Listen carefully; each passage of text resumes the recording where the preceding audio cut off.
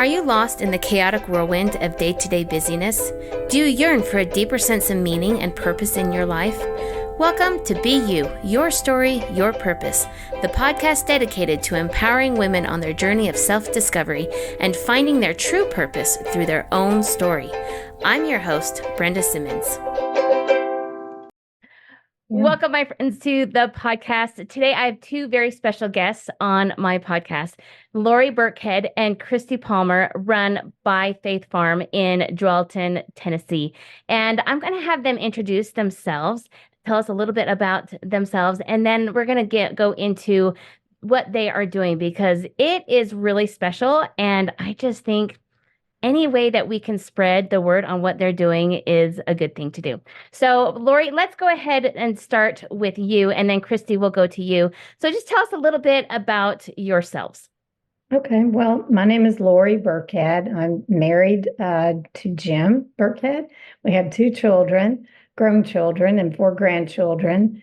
And for the last 13 years, I've been a farmer, and I came about it in kind of an unusual way. But prior to that, I worked, did a little accounting in my husband's office for about 30 years. So it's been a transition, but that's what I do now. And he's a dentist, correct? Yes, he's retired dentist, but he was a dentist for 30 years or something like that. Mm-hmm. And so going from dental office work to a farmer is a really big shift. And we're going to get into that story. So this is fantastic. Okay. And Christy, how about you? I'm Christy Palmer. I'm married to John, and we have three children, three grandchildren, and that's about it. And you're a farmer too. I'm a farmer too. Fantastic. Okay. So Lori, you've got this amazing story of how you started By Faith Farm. Can you tell us how that came to be? Well, it started with a dream. Pretty literally, it started with a dream, but not one that I necessarily wanted. I was working in the office with Jim then in those days, and one night I just had a dream, and it was very vivid, very in color, and it was just different than any dream I'd ever had in my life. And it was like someone had a video camera and they were just spanning this property, and I'm looking at it and seeing ponds and pastures and trees. And as the scene went on, at the end of it was just a voice, and it said, "Buy land, grow food, and give it away," sort of emphatically. And that was it. And then I woke up. I just woke up and I was like, wow, it was the weirdest dream. And I woke my husband up and I said, I just had the craziest dream. And it said, buy land, grow food, and give it away. And he rolled over and said, shut up and go back to sleep, because he's a very logical man and he had to get up in a couple of hours to go to work. So, but the weird thing was that it continued to come back. And as it did, really at first, especially after Jim's reaction was like, that is so crazy. And it came back again. I'm like, you got the wrong number. I'm not a farmer. I can't do that. And so Jim and I started, we contributed to food charities, but thought, well, maybe God's calling us to help feed the hungry. So we'll do that in the way that we can, which would be to give money. It's a lot easier to give money to something. And we did that for a while. And then I told him that it came back again. It would come back and a little tweaking to each dream. But anyway, Jim had the idea, well, maybe we need to be more hands-on about this, and we'll work with Room in the Inn, which is an organization where you prepare a meal and you sit down with homeless folks that are spending the night at your church. And we did that, and it was a good experience, but the dream continued to come back. So my heart sort of started to change along the way, and I don't know, many different little synchronicities happened that kept connecting me, where farming was kind of in front of me, and my heart did start to change. And I thought, well, I can't, but he can. This is something that God wants somehow or other. But my husband's heart did not change one iota. He was like, he's very logical, very list-oriented, type A kind of personality. And he had hauled hay as a kid. And so he'd been around enough farms to be able to see how hard the work is. And he kept saying, Lori, you just don't understand. It's just not something that we can do physically. It's not possible. So we just went on, and then we were getting ready to go to a conference. And because I do the accounting at the office, only had 3 days. I had not done the payroll or payables or anything. I was really backed up. But that night I had a dream, and there was no visual. There was no visual at all. In this dream, I just hear a voice, and the voice says, put your house on the market now. It was pretty weird because we weren't thinking of selling our house. This was in 2010, and the real estate market was really dead. There was a house across the street, had been on the market for a year and a half or 2 years, and a couple of houses down the road. And so we weren't thinking of selling the house. But anyway, I don't know how to describe it, but it just felt so strong. And and it almost sounded like that first dream because it was just an emphatic voice, So I did call a lady that helped me some. We started cleaning house. I was thinking I'm bartering with God, which I know you probably shouldn't do, Right. but I do that quite a lot. I'll probably wear him out actually with those things, but I was like, okay, I'm going to try. If I get this and this done, maybe, Then my husband comes home from work and he's like, you and what army has been cleaning this house? And He knew something was up, he right? knew something was up for sure. So I had run upstairs to start on the accounting, and he hollered up there and he goes, I know what you're doing. And I was like, what? And he said, you're going to sell this house. And I started laughing. I came downstairs and said, what gave it away? Because I had organized his closet, the tools in the garage, all kinds of things that I thought he would notice. And he goes, because you put the bread in the pantry, and you never put the bread in the pantry. Oh, that's funny. That's what he picked up on. I know he's the detail guy, so that was the one thing that he was like, something's up. She put the bread in the pantry, which was ridiculous. But anyway, we laughed about that and thought again about the real estate market. And he said, you know what? If this house sells, that'll be God saying, go to the farm. And we laughed. Anyway, I called my friend who's a real estate agent. She listed the house. We went on our trip. We came back. And about 3 days later, we get a call from Grace, our real estate agent. And she goes, I hope you're sitting down. She said, we got a contract on your house with no contingencies. No way. For 2010, that was amazing. It really was. And it was in Nashville. And really, you probably remember that too. From 2008 to 2010, it was dead. Totally dead. Yeah. Yeah. So it was odd enough that, that's what got Jim on board, because he said, okay, I guess we got to find that farm. But on top of it, what was going on in 2010 had just occurred. Well, that's right. It wasn't just 2010. It was May of 2010. The 100-year flood happened in Nashville.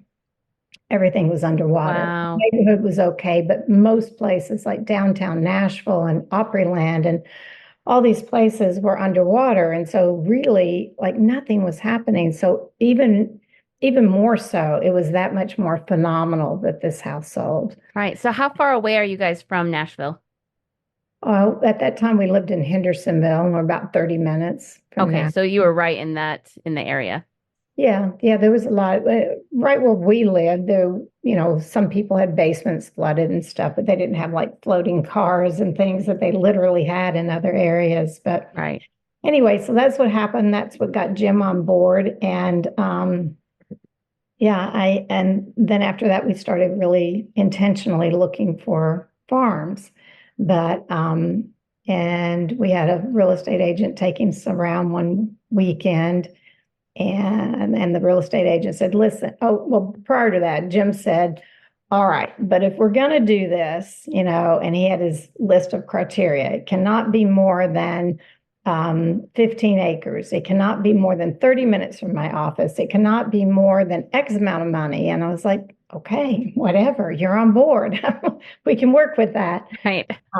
That day, the real estate agent said, okay, none of the farms that we looked at look like the farm in the dream. I just kept expecting. I would walk onto it, music would play or something, and I would know this is it, but nothing like that happened. So it's like, just nothing really seemed right. So she says, there's another farm that we're going to go past, and it's for sale, but it's nothing like on Jim's list. Would you want to go by just for fun? And Jim actually said, okay, which surprised me because he usually says no to most everything. Right. And we drove, that farm was this farm that we're on today. And as we drove onto it, this farm is 97 acres. It was about almost an hour from Jim's farm. From his office, sorry. And it was about 4 times the cost. So, but he turned to me and he just said, put an offer on it. And I was like, wow, are you kidding? Because that was so unlike Jim. He's not impulsive, like at all. He would have had to ponder that one for a long time. But anyway, that's what happened. And then after that, that's when I got really nervous because like, wow, this might really happen. So all along, even though I felt like it was a God calling, I felt like Jim was always going to hold me back, So God's calling, but I won't have to really, really do it because my husband's not going to let me, Right. And it was like, oh no, I think it's going to happen. So I had been journaling and I journaled at that time. My journal was kind of like a dear God, So I was like, Lord, if this is the farm that you want, this is where you want us, please just give me a number in my head, that what this farm would sell for. And I did almost immediately. I got a number in my head and I wrote it in the journal. And then I didn't tell anybody because still my husband and most everybody else thinks I'm crazy. So I just kept it to myself. But then Jim talked to the real estate agent about this is way over what we, size or amount of money or anything else. And you can talk to the owners. So anyway, the real estate agent came back and she said, listen, they love what you're going to do at the farm, but they have a really hard bottom line that they just cannot go any lower than this. And the number that it was exactly the number in my journal. So oh my goodness, I knew that this is where we were meant to be. This was the farm. And so that's kind of how it started and how we got to here. Yeah. So yeah. Did you think that that Jim would never come along with it? Because that was a hard sell to all of a sudden sell your home and, without, really talking with him about it. And like, how did that process go? And I ask because I think this is something that commonly happens in marriages. Like you've got one partner that's really on board with something and the other isn't. So how are you able to proceed without having his buy-in?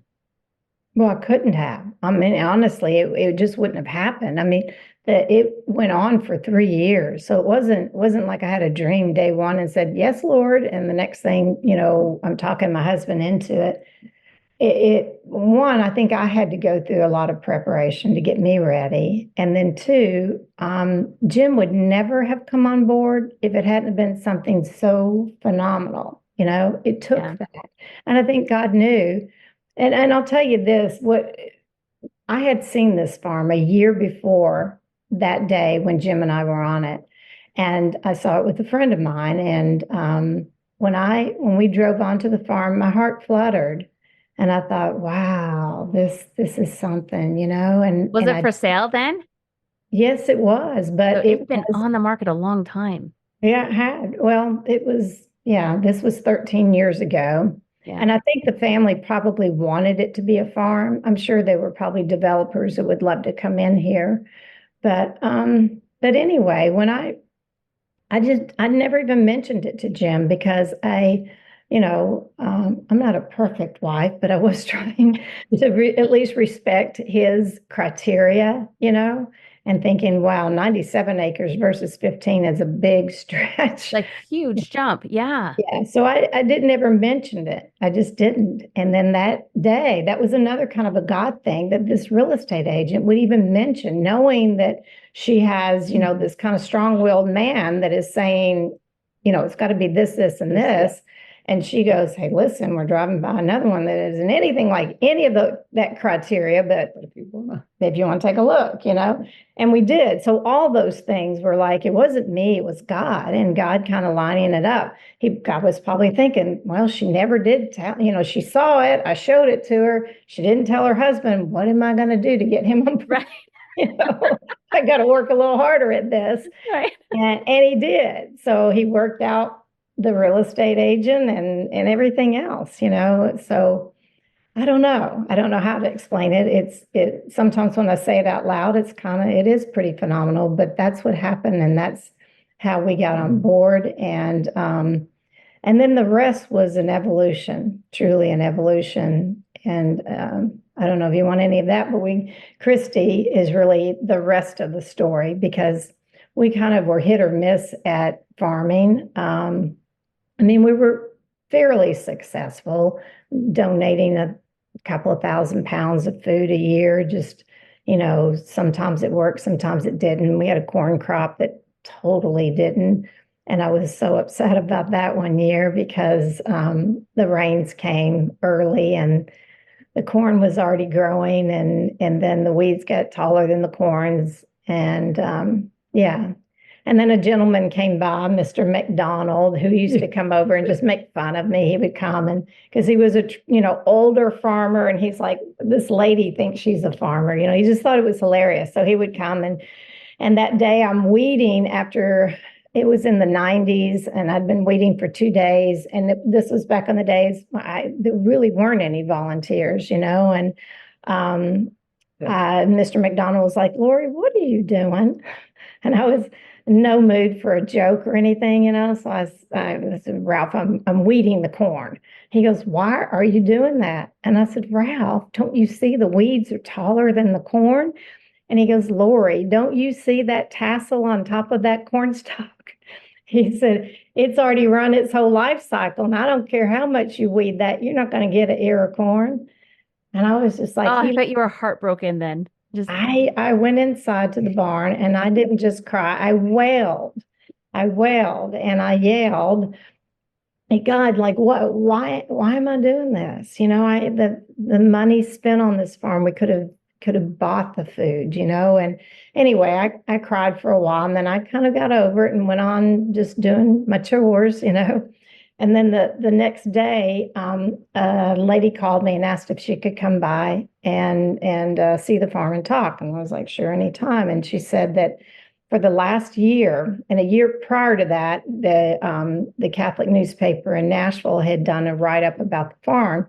And they mostly just talked about the mission, and they talked about how God speaks to all of us. It was a beautifully written article. And this woman who called me that day said that for the last year, every morning, her and her husband would pray together, and then they would reread that article, that story, and said that it had given them had encouraged them in stepping out to do something they felt God was calling them to do. And that's when I knew, okay, so it's not just about growing food, it's about telling his story. And it's about encouraging others as well. And as it evolved even more, it became about a community, because then in 2020, people did start coming out in droves. Well, I wouldn't say droves, but came out a lot. A lot, yeah, to volunteer. We had volunteers, and Christy Palmer was one of those volunteers. And that's when the farm, I believe, grew into what God really wanted it to be. It was to be a community of people giving back to the community.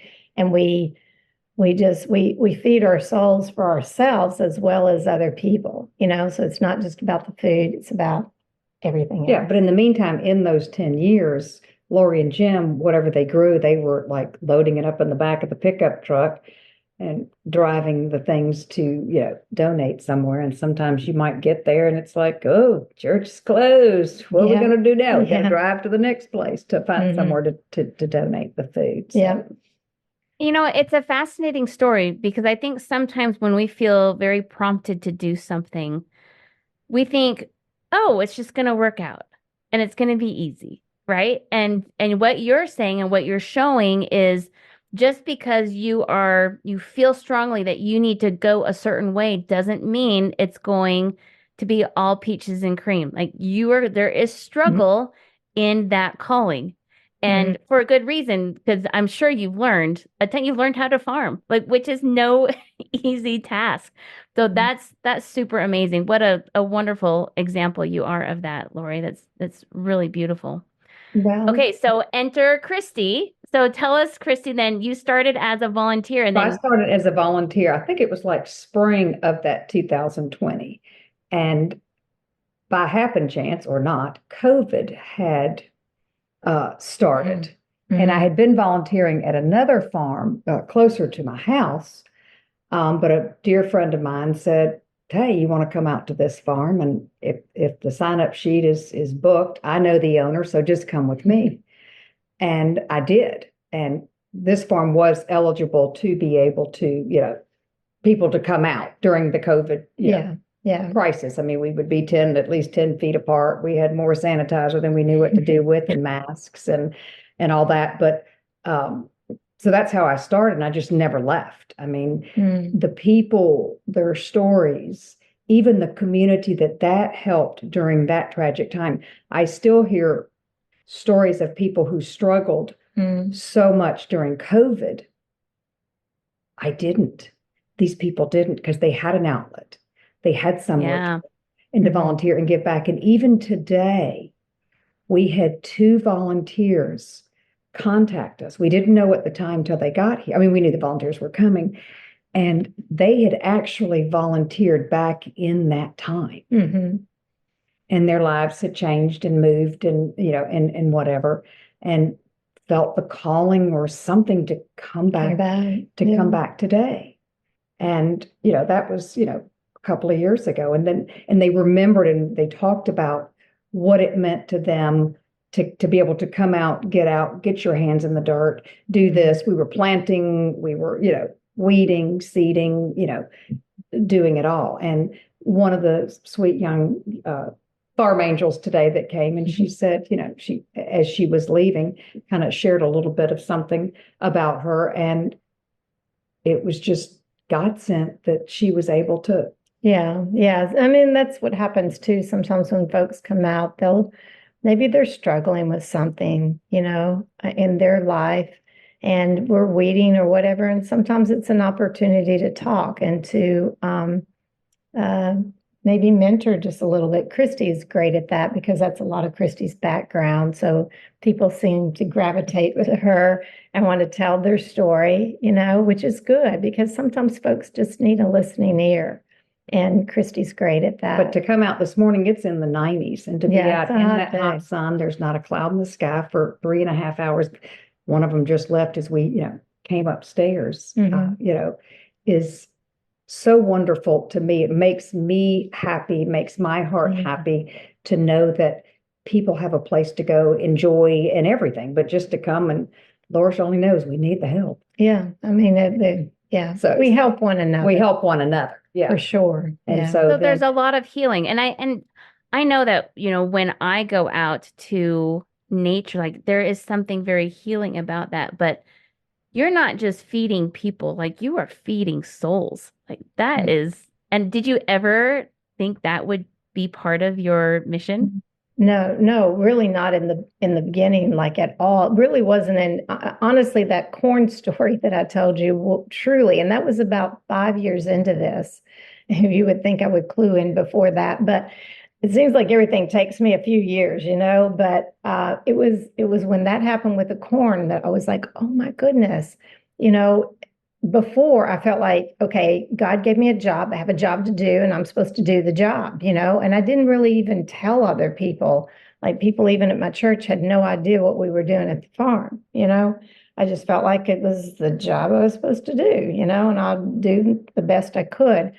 But it was then that I realized, God is letting me know it's not, for one, it isn't about you, Lori. Or Christy, or it's not any one person. You are just you're the what am I? I'm the vessel. Maybe, I don't know, the person who put the first seed in the ground. And Yeah. after that, it became By Faith Farm became the community. By Faith Farm is every person that steps on this farm or even away from the farm. I have a friend that was living in San Antonio and she prayed for the farm, like fervently prayed for it from the very beginning. And I told her she needs to slow down. We're doing a lot here. Yes, like Right? Like we can't Things grow too started fast, right? moving real fast. And I was like, wow, it's, because things would come up that I didn't plan. I mean, hardly anything do I plan. It just happens organically in the day. And I'm like, well, okay, we'll give it a try. And we do. And, new people would come. I kept putting off, like talking to groups. I'm talking right now, but it feels like we're in the same room together, but Right. it put me up in front of a big group of people. I like shirt down and I'm like, oh, I hate doing that. But I kept being asked to do that. And I put it off, and then finally I went and talked to a group of master gardeners, which seemed very intimidating to me because I'm like, okay, I still feel Right. like I just know enough to fill up a thimble. Not that I could, have a whole lot of knowledge to share, but anyway, I did. But from that came some amazing farm angels. So Randy McMorrin was one, and he came out, and and Kevin Mole, and Kevin helped us with some irrigation. And Randy kept pushing to do more, like more rows. I was like, oh, I don't know if we can keep up with that. And he planted a few more rows, and I'm like, but he did, and we grew more. So we, at that time that we needed someone just to push. You can do a little bit more, and it's not going to be a ton more work. And so we have, and that's the way the farm has grown. That, and even with other things like we're building a campground, and that's totally something I didn't want to happen, but we have our first cabin, and now as our community grows, I see, oh, people want to come and be a part. Some of them even want to stay for a visit. That maybe that's just part of what the mission will be. And the place where we're sitting right now is the apartment that my husband and I lived in. We built out an apartment above the barn, and that's where we lived until Jim had an accident on an ATV that he flipped over a ravine, and he had a whole lot of surgeries and could not get up the 14 steps to come up to this apartment. So we had to live, he had to quit dentistry, and two, we had to go to one level living, and he told me, because he had to quit his work, and that was what funded the farm, that we'd have to sell the farm. And I was like, oh man, I don't know how, I don't even know how to do that, and someone had the idea of renting out this barn apartment as like an Airbnb where people could come for a farm stay. And that's actually been beautiful. We've had a lot of guests come from all over the United States, and even a lot of people in Nashville that'll come for a weekend stay. So that really helps the farm and the farm mission. And I think all the people that have come have said beautiful things about the sense of peace that they found here. Yeah. And so that seems to be actually part of what the farm was meant to do. Yeah. And it's building that community, right? And now you're bringing people from all over the country to build that community up. That's wonderful. When people are there, do they volunteer as well? Yes, when guests come to the barn apartment, if they would like to, they can volunteer. They're not required, for sure. And a few of the guests will come out and maybe want to put their hands in the dirt. Some of them enjoy going through the flower garden. We have a flower garden that we have you pick flower events, like we just had one today. And folks come out and make a bouquet of flowers, and then they'll contribute a suggested donation of $30 per vase. So our guests will sometimes do that. It's a 97-acre farm, so there's a little pond in the back that you can go fishing. You can take hikes around the farm. There's a gentleman that raises grass-fed beef and also mini cows here on the farm. So sometimes the folks like to go and talk to Farmer Philip and find out about cattle and maybe experience feeding some of the baby cows. So there's other things to do on the farm as well. And with the guests, they'll just kind of roam around and do what they like, but occasionally help us too. Yeah. That's awesome. So, Christy, what is your main role in all of this? So when I came on, and as I said in the spring, and I kept coming, and I did not know of some of the stuff with Lori, but I kept saying, we need help. We need help bad. And I also thought, if we start a 501c3, we can ask for donations, but we can also put the word out to different places, whether it's schools, organizations, etc., that now come as farm angels. Mm-hmm. And that took a little bit of work on getting Lori on board on that. And then it literally happened one day. It was like, okay, let's do this. And there was another gal named Sarah that was, volunteering with us. And we literally went into the barn and did it. Yeah. Went online. And we didn't get an attorney. We didn't do it. Right. Started it online. And therein lies. And it was like, okay, we need a board of directors. And they looked at me and said, okay, you're president. You're president. You're like, and that was it. But I since then, and we actually got that done literally that day. Yeah. Doing all the paperwork, and then we had to wait, on, some to approvals and from the state of Tennessee. Like that. But in the meantime, schools and organizations were calling to come and volunteer here, which has immensely, helped us. And now what is so amazing, at least for me over the last 3 years or whatever, we now even get, like last week, we had a group from Capel, Texas, and brought, 90 plus people. wow. To the farm to donate. This week we had a group of children and staff or whatever, and they came from Fisher, Indiana. Mm-hmm. And they came and volunteered. And then we do have corporate people. I don't know if we name corporate people that come, but yeah, we've had some volunteers. Lowe's, Starbucks, Omni Hotel, has come out with a group. So a lot of times corporations will or businesses, come out as a team building experience and come for a few hours, and we really welcome that and appreciate it. And we have a couple of corporations that have helped us with in-kind donations, and that's greatly helpful because there are so many things you need on a farm that are quite costly. So any in-kind donations are helpful. And we really haven't done a whole lot as far as reaching out to people and trying to, reach for corporate sponsors or anything like that. One of these days we just haven't had the time. You need some more volunteers for that, right? Every day is different. We can have a plan, and the plan always changes. I drove in this morning, and there was water at the driveway or the entrance to the farm, and I was like, oops, this is not good. Big leak in our irrigation. We have a leak in the irrigation. So it was like, okay, switch gears, Yep. And pivot, hard pivot, right? Yeah. Hard pivot. Become a plumber. If you're a farmer, you have to be an electrician, a plumber, a mechanic. Just about everything. Yeah. And I bet you weren't expecting that.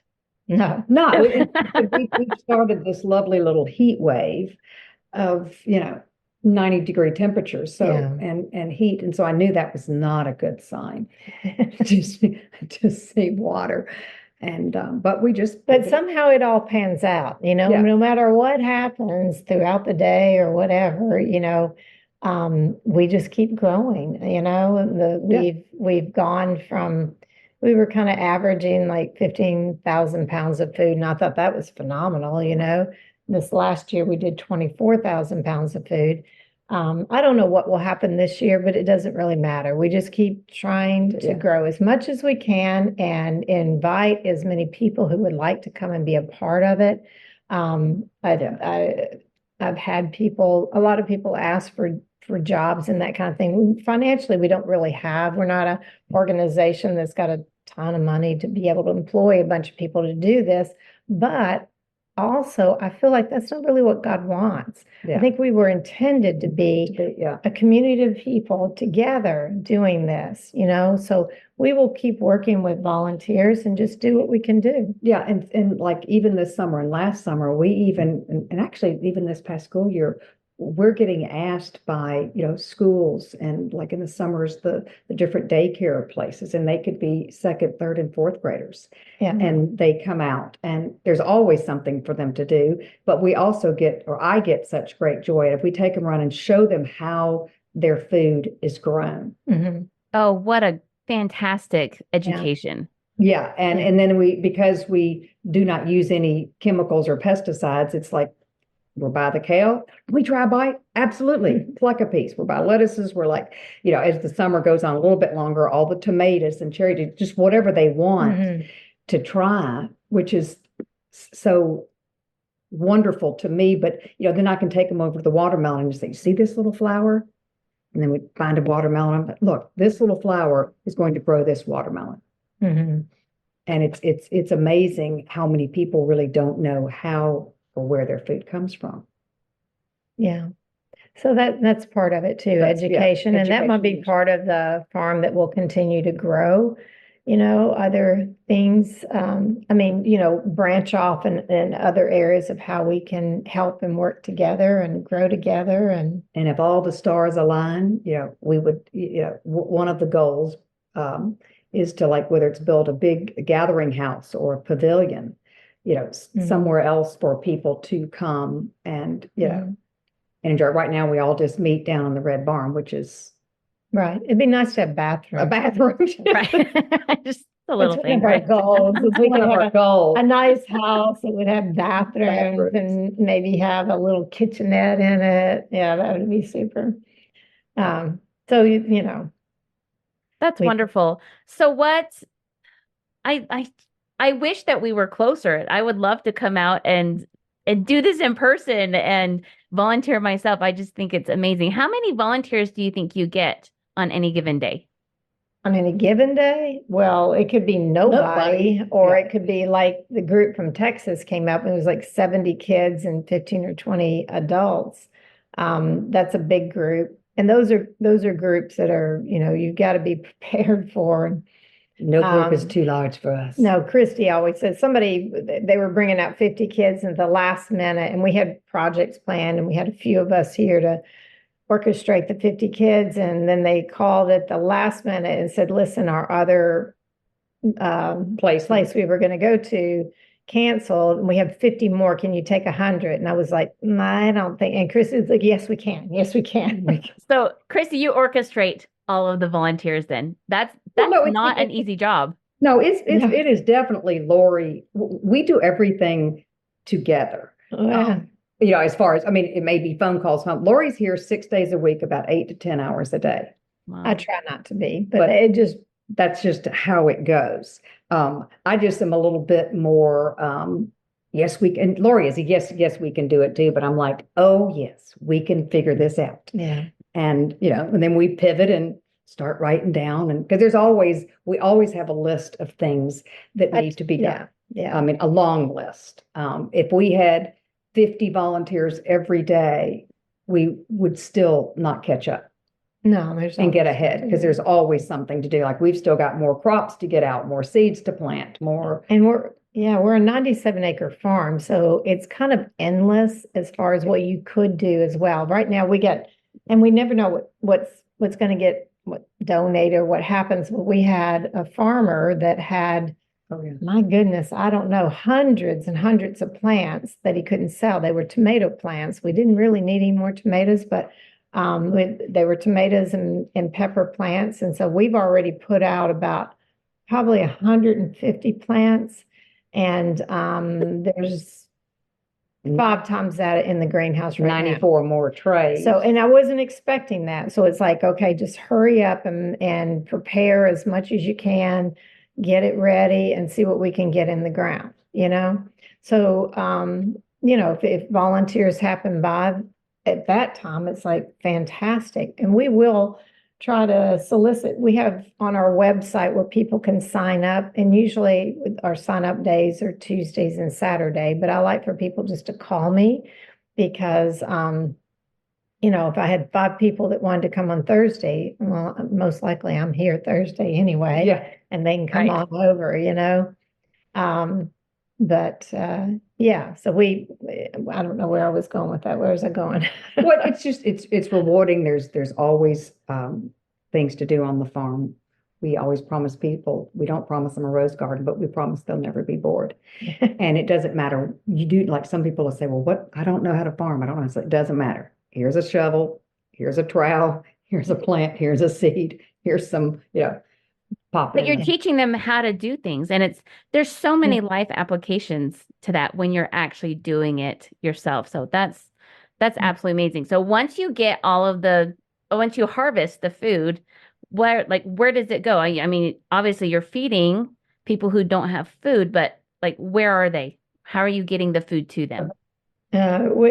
Everything gets funneled through Second Harvest. Second Harvest of Middle Tennessee is a large feeding organization. They're part of Feeding America that is nationwide, and they have a huge warehouse, several warehouses actually. So a few years ago, they would actually drive out here, pick up the food, and take it back to the warehouse where all their other partners, affiliate partners, would come to the warehouse to pick up to take to their food bank, wherever that might be. Okay. Now, in the last couple of years,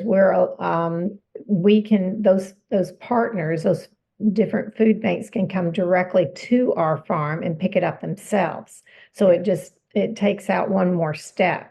And for us, I really appreciate that because I want the food that we grow to go as quickly to those in need as possible. So it doesn't go to a warehouse and sit for a few days and then to another place and sit for a few days, even though that would be great improvement over the food that's shipped from Mexico and sits for weeks.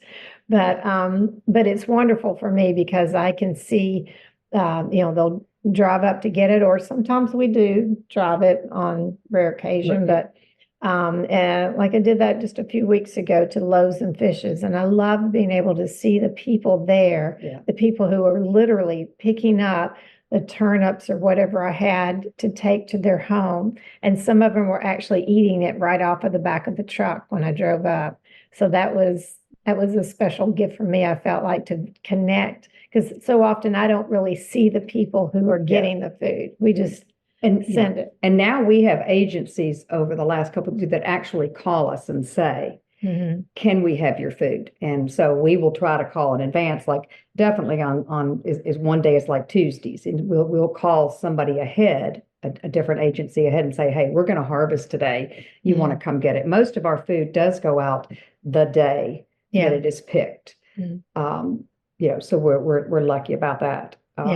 Yeah. That's amazing. So not only is it getting to people in need quickly, it's like the good stuff.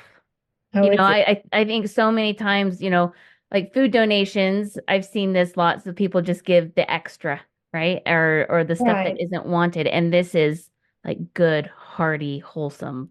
This was grown specifically for them, for that reason. And there's a lot of farmers are always very generous people, I've found. And typically farmers do grow and give away what they couldn't use themselves, And so they couldn't sell, but we were just growing it to give it to we them. grow it to give it. And I knew in the beginning, if we were going to do this, I wanted it to be food that I would want to eat. And I always wanted to purchase something organically grown if possible, because I don't think that all of the chemicals and the pesticides that we consume are good for us, Right. And someone who's in need, they really need healthy food to help them to get their health back on track, So anyway, that's why we chose to make sure we didn't use any synthetic chemicals or pesticides and grow things in a very natural way. And over the last couple of years, with these agencies call us, and Lori'd have to say the statistics of what it is, but there are more and more people in all these food deserts that could be living right next door to where you live, in areas you're not expecting. But if you look at the prices in the grocery store and you had to choose, a $5.79 box of lettuce or a $5 jar of peanut butter or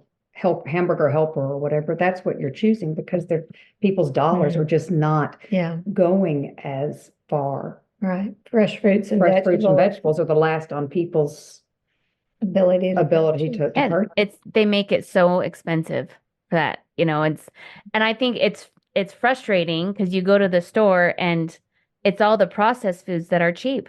And when you're, counting pennies, boy, that it's really and I know because I've been there, and it is really difficult to bypass the junk food and buy something healthy when you know it's not going to go as far.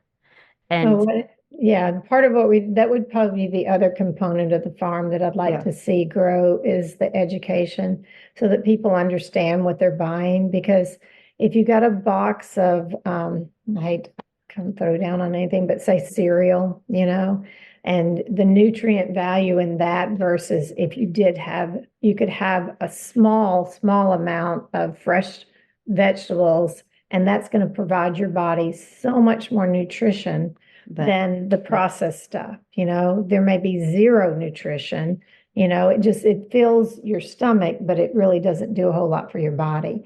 And so with the young kids that come here, that's a lot of what we talk about. If you have a choice between this or this, what's the better thing to choose, So hopefully they grow up with that. With a little bit more knowledge. And I think I learned way long time ago, they would say, and I've asked the children this when they come of all ages, whether it's middle school, high school, it's like, where do you go in a grocery store?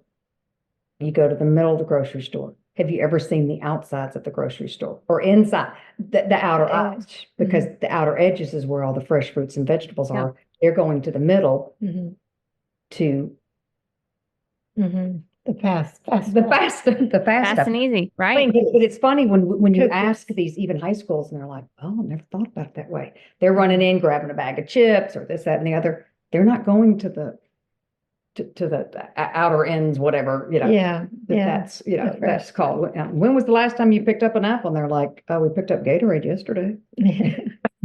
That's not an apple, right? That's not an apple. Right. So where do you see, obviously you want to grow the education, you're growing the offerings as far as what people can do there as well. What else do you see as far as expansion in what you guys are going to do? What's your vision going forward? I don't even know what's my vision. I mean, it feels like, the farm stay, the cabin thing is something that, again, was something that sort of happened. I don't know if I should tell that, how much time we have. I should tell that story, but you're good. I wanted to have a little music concert here at the farm, and we're in Davidson County. It seemed like an incredible challenge for the permitting and fire marshal and all these different things. And so I sort of almost just gave up on it. And then our councilman came and he said, "Lori, you know what you need on that farm?" He said, "You need a campground." I was like, "No, I don't. I have plenty to take care of without having a campground." But he said that it was, if you have a campground, then if you want to have a music venue or whatever, that's part of the campground. And then you can do that, It's a back door. Yeah. So I thought, well, maybe for that. Anyway, went down the road to get the, meetings with the Board of Zoning Appeals and all that sort of thing. Ended up getting approved. And then later did not realize how unusual that was when I found out there were several other farms in the area trying to get a campground that didn't get approved. So I thought, well, that's unusual. But still, I'm kind of thinking, I don't even add this to our plate. How am I going to do that? What am I going to do? And so I just put it on the back burner. And then COVID happened and it was like, no one's doing anything. And even more so, it was on the back burner. And then I only had 2 years to start it. Time was running out. Time was running out on it if I was going to, and even to to try to get the permitting to begin with, I just pulled a cabin picture off of Pinterest. Wasn't like I did anything very professional. It was just like, well, here, this is what we're going to build, And build you did. And we did. Anyway, we ended up starting it. And that was another thing. Okay, time's running out. I had 6 weeks left. Didn't really know where to start. So I did pray about it. And I said, Lord, if you really want this, help me here. Give me a hand. And that afternoon, this guy called who had been at some of the BZA meetings, and he asked how the campground was coming. And I said, well, it's not. And he offered, when he found out that I just couldn't push myself, he said, find out if you can build this on piers, and my brother and I will come out and we'll at least start the foundation of the first cabin, and that will be within the time frame. So literally, that's what we did. And then after that, I went to Walker Lumber. It's another wonderful company that helped us. And I was going there to purchase some wood for another little project. And when I was leaving, he asked me, prior to that, he asked me about the farm and the mission. And we talked about that a little bit. And when I was leaving, he said, would you happen to have any need for wood? No way. Yeah. He said Why would he even want to ask that, right? I don't know, but Well, I had contacted him to say, could you for that donate? White House. Yeah, could you donate some plywood, something. And that's what she went to pick up. Yeah. And then while she was there, she met the owner and they started talking. And then the next thing we knew. Yeah, he asked if we needed any wood. And I had not said anything about the cabins. And I was like, well, as a matter of fact, we could. And he goes, I'll tell you what, I won't even charge you to deliver it. I'll bring it out. So I'm expecting it to be like maybe a 16-foot trailer or something of some wood that had been returned that they couldn't sell, And what came out was an 18-wheeler. No way. Full of wood. And not just one, but over the course of this past year, probably about 4 18-wheelers of wood. So there again, I felt like, okay, I think God wants this cabin. We better build something. And I've only built one there again because we're working, we're on the farm, we're doing. So that's another area of this farm that could be, if I had someone to help with that, to go, okay, let's go on and build more, because you've got the capacity to build quite a few off-grid cabins down there. Compostable toilet, there's a shower, and it's all off-grid on the back of the farm. But people really like to do that. They can just experience what it's like to be off the grid. That's fantastic. But then you can drive back up the road and go to the barn. Well, it's a very safe environment, right? Oh yeah. So that's wonderful. So I'm going to bring this back home because we started out with a dream, and now it's been built into something I'm sure you didn't even expect how big, now. And so I'm wondering what are the things that you have learned from this whole process? Well, to trust, definitely to walk by faith, that a lot of things you make your list, you plan, but, just really to have an open heart to whatever it is that God asks of you, because even if you feel totally not equipped, it doesn't matter, if it's something that he wants, and that actually we all can do anything if we're doing it for the right reason, that there's literally nothing that we can't do. And that it's not about us. It's really not about us. It's not about what I can and can't do, because believe me, there's more cannots than I can. Mm-hmm. But he provides and just says, do what you can do. And right. He'll give us what we need. He'll bring, like we said, our volunteers, or we call our farm angels, because they just happen along at just the right time. And so that's it. Really, just having faith and know that if all is not well right now, it's not the end. All will be well in the end. You know what I mean? And that he doesn't give us more than we can handle. Right. I just wish he'd give us a few more details along the way sometimes. Right. That would be nice, wouldn't it? It would be. Well, and how wonderful that your farm is named By Faith Farm. Well, That that it was really because tells the whole story, right? we didn't know what we were doing. It was just by faith. So And then the charity is fed by faith, Yeah. at By Faith Farm. So we got a lot of faith going on in here, and we're just proud and trudging along. Right. And watching the miracles every day. Every single day. Mhm. Well, wonderful. Thank you so much, ladies, for taking your time out of your busy day to chat with me. My soul has been fed, and I wish that I lived closer, and I'm going to have to come out and see you guys someday. I hope I can. We'll make a little farmcation and come out and stay in the barn. Well, there you go. Absolutely. Thank you so much for having us on, and your patience and guidance and all of that through this process. Well, it has been my pleasure, for sure. Thank you, Brenda. I loved that conversation with Lori and Christy. I actually found Lori on a TikTok video, and it happened to go viral, and I was so taken with her story. And I just thought, oh my goodness, I need to talk with her more about how she has done this. And to go from an office worker to a 97-acre farm is amazing. And it's such a good example to me that, boy, you can really do anything. If you put your heart and soul into something and you know that it is the right thing for you to do, miracles will happen every single day to get you to that point. It reminds me of the phrase, the how is none of your business. And I love that phrase because I get too mired down in the how all the time. And that's one of the reasons why my word this year is surrender, to help me to stop doing that.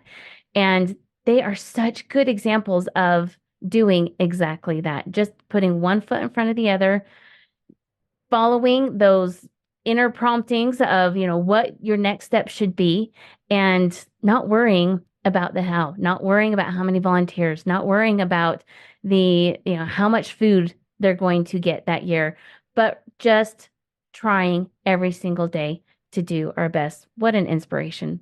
I hope that you have found some value in this, and I hope that you can see that you have purpose and you have worth, and this world needs you. Until next time, take care. Celebrate your dreams, let them take flight, for you are a star, shining bright in every step you take. Let your